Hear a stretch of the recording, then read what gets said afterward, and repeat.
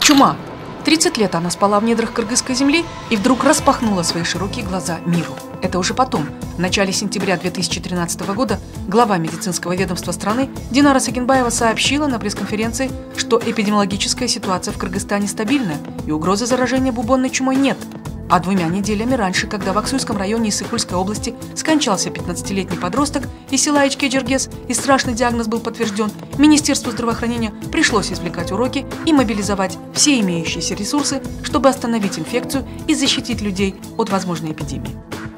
Было обследовано около 40 населенных пунктов и более 13 тысяч дворов, почти 70 тысяч жителей района.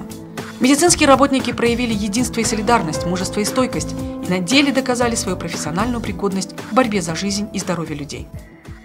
В минувший отчетный период работа Министерства здравоохранения осуществлялась в соответствии с основными направлениями деятельности на 2012-2013 годы и национальной программы реформирования здравоохранения Дэн Соолук, которая сфокусирована на достижении конкретных целей по приоритетным направлениям: сердечно-сосудистые заболевания, здоровье матери и ребенка, туберкулез и ВИЧ-инфекция путем обеспечения расширенного охвата населения ключевыми услугами и улучшения качества медицинской помощи. С 2006 года реформирование системы здравоохранения осуществляется в рамках широкосекторального подхода СВАП. Партнеры по развитию, каковыми являются Всемирный банк, Немецкий банк развития и Швейцарское посольство в Кыргызстане, поддерживают национальную программу через предоставление средств в поддержку бюджета, а также через параллельное финансирование. В отчетном году был проведен совместный ежегодный обзор и очередной саммит по здравоохранению, где обсуждены результаты реализации программы за 2013 год, проект плана мероприятий на 2014 и вопросы проводимой политики в системе здравоохранения. При грантовой поддержке Немецкого банка развития продолжается реализация проектов профилактика ВИЧ-СПИДа-2, безопасное переливание крови, программа борьбы с туберкулезом 3.4, охрана материнства и детства 4.5, создание экстренной медицинской помощи 2. В республике начата реализация проекта финансирования здравоохранения, основанная на результатах в рамках грантового соглашения между Кыргызстаном и Международной ассоциацией развития на сумму $11 миллионов. 18 июня 2014 года в Министерстве здравоохранения состоялась рандомизация, процедура отбора больниц методом случайной выборки для участия в данном пилотном проекте.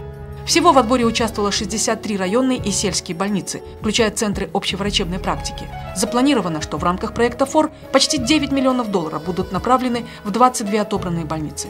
Проект нацелен на поддержку усилий правительства по улучшению качества медицинской помощи с фокусом на вопросы охраны здоровья матери и ребенка и повышения эффективности использования финансовых средств сектора.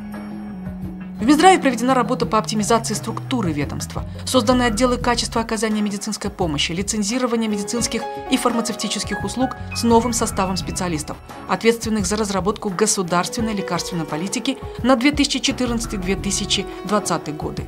Контроль соблюдения лицензентами лицензионных требований, координацию и мониторинг их деятельности. Основные акценты сделаны на обеспечении прозрачности и подотчетности в сфере лекарственного обращения, создание единых информационных систем по лекарствам, совершенствование системы регистрации лекарственных средств в целях усиления безопасности и качества лекарств, усиления постмаркетингового контроля за ними и совершенствование систем закупок.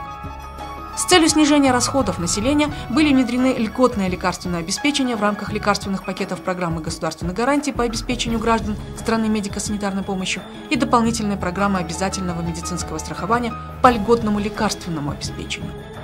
Для устранения небезопасных условий при оказании медицинской помощи роженицам и новорожденным в отдаленных регионах был проведен анализ деятельности групп семейных врачей и ФАПов с родильными койками.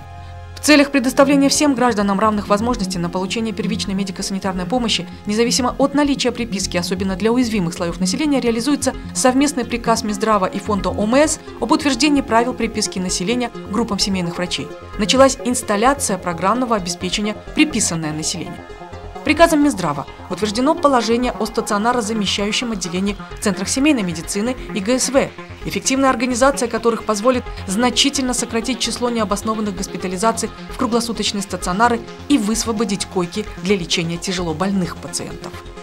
По внедрению государственно-частного партнерства Минздравом разработано 7 проектных предложений. Создание Центра ангиографических исследований, установка компьютерных томографов в лечебных учреждениях, развитие рынка страховых услуг по добровольному медстрахованию, оказание специализированных медуслуг и других. За последние 2 года была значительно улучшена инфраструктура организации здравоохранения. При поддержке правительства Турции построен и оснащен Центр семейной медицины в городе Ош на сумму более 93 миллионов сомов. Из Фонда развития Иссык-Кульской области проведен капитальный ремонт реабилитационного отделения АКСУ Иссык-Кульской областной больницы на 48 миллионов сомов. За счет финансовой помощи правительства Китайской Народной Республики в размере $10,5 миллионов построен и оснащен лечебный корпус национального госпиталя. За счет гранта немецкого банка развития завершено строительство и оснащение национальной референс-лаборатории по диагностике туберкулеза.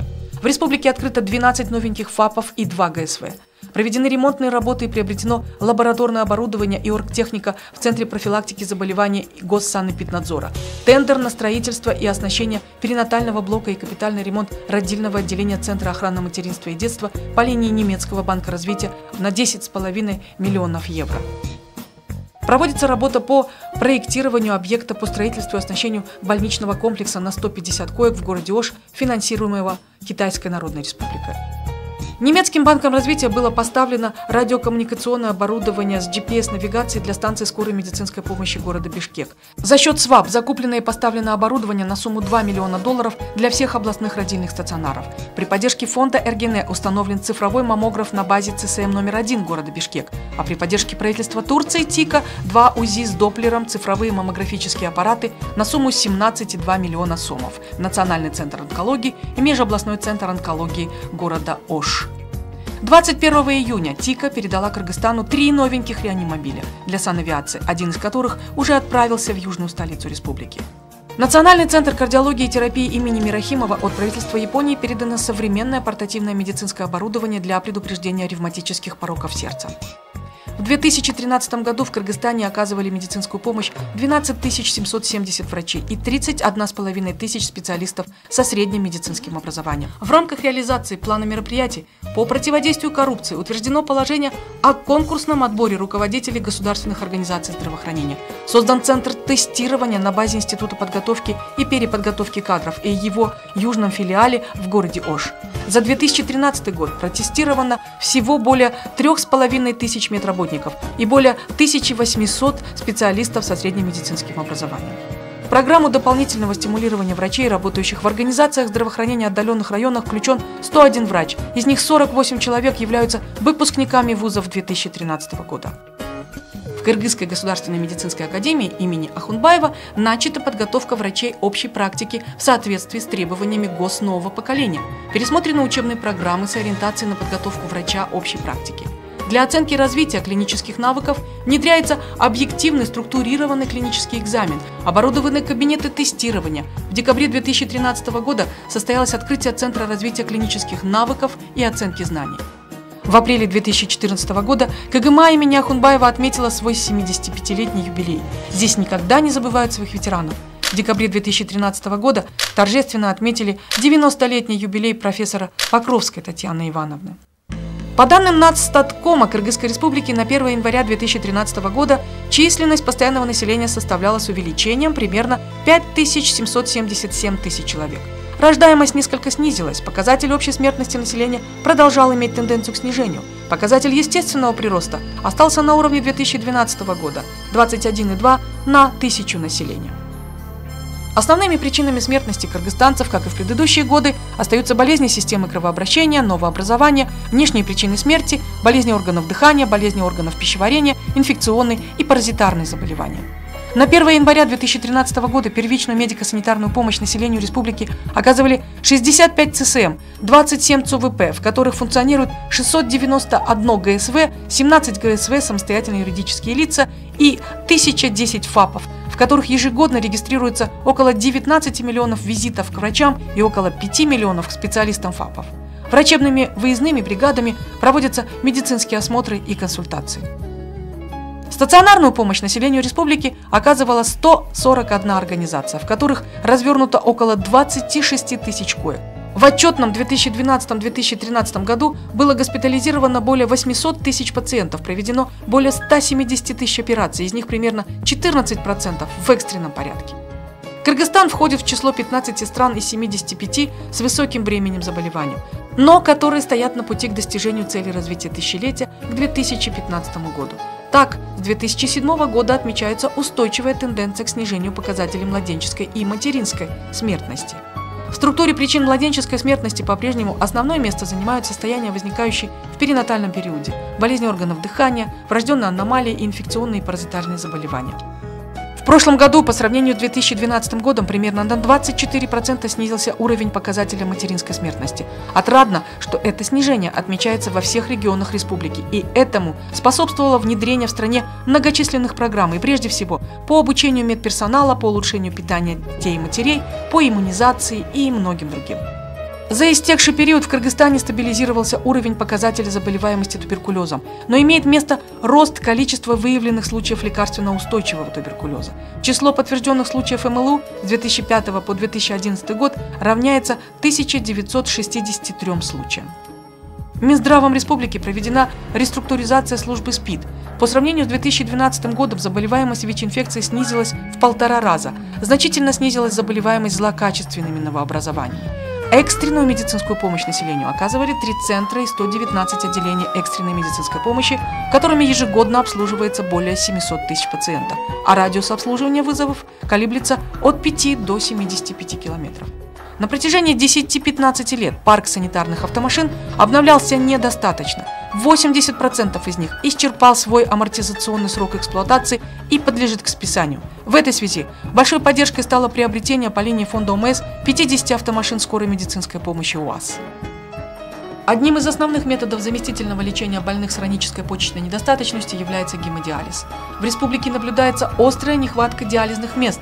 Всего на 10 января 2014 года в едином листе ожидания состоит 828 пациентов. По республике в государственных учреждениях имеется 65 диализных аппаратов. За счет бюджета в настоящее время диализ получают 425 пациентов. И это на 102 пациента больше с конца июля 2013 года, потому что впервые был проведен тендер по закупке услуг на 70 миллионов сомов из республиканского бюджета. Эпидемиологическая ситуация в республике по инфекционным и паразитарным болезням стабильная. Во всех лечебно-профилактических организациях внедрена система инфекционного контроля. За счет глобального фонда закуплены и переданы в пользование 2 автомашины для сбора медицинских отходов. В 2013 году санитарным обследованием было охвачено около 24 тысяч объектов, из которых более 7 тысяч объектов были обследованы по исполнению поручения правительства в связи с регистрацией случаев массовых пищевых отравлений. В течение 2013 года внедрялись механизмы институциализации программ вовлечения населения в вопросы укрепления здоровья как на уровне сел, так и городов. Основной акцент Минздрава был направлен на повышение потенциала 1700 сельских комитетов здоровья и 96 общественных комитетов здоровья, созданных в селах и новостройках городов Бишкек и Ош. Проведены кампании по безопасному материнству, профилактике туберкулеза, гигиене и санитарии, контролю артериального давления, профилактике ВИЧ и многие другие. А весной 2014 года активисты сельских комитетов здоровья расставались со своим идейным отцом, немецким врачом Тобиасом Шутом. Именно он 13 лет назад организовал это движение в Кыргызстане и поднял сельчан на защиту и сохранение собственного здоровья. Тобиас Шут улетел, но он обещал обязательно вернуться, так как навсегда привязался к земле Кыргызстана и своей красавице и умнице жене, которую здесь нашел. Люди, пожалуй, самое ценное, что у нас есть, и так согревают сердца и души тех, кто однажды пересекает границу нашей замечательной страны. Медицинские работники смотрят с оптимизмом в будущее и желают, чтобы все кыргызстанцы были здоровыми, и в Кыргызстане всегда царили благополучие и мир.